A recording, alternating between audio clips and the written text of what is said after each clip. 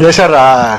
Doon sa kaya Miss Joey Cruz, ang ano ko lang, bilang isang dating tauhan ng gobyerno, wag lang sana tayong magpakita ng anumang kagaspangan para hindi tayo napapansin ng publiko. Yun lang po. Huwag lang magpakita ng kagaspangan para hindi makita ng publiko. Yes, Your Honor, Mr. Chairman. Yun lang po. Kasi kung magpapakita tayo ng kagaspangan at makikita ng publiko yung hindi na aayon na kilos ng isang public official, talagang makikita po tayo. At yun mapapansin ng publiko. Huwag naman sana tayong masasaktan.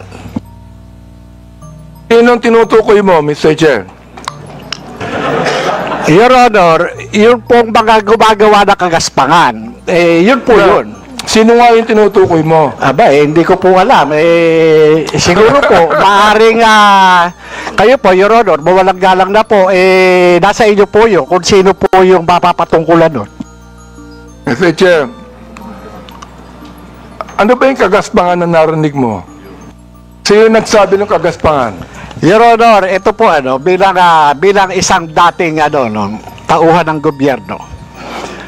Nagiging maingat dapat ang isang tauhan ng gobyerno habang siya ay nanunungkulan.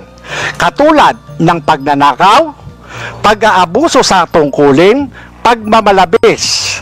Yan po yung isa sa mga dapat na tinitingnan natin.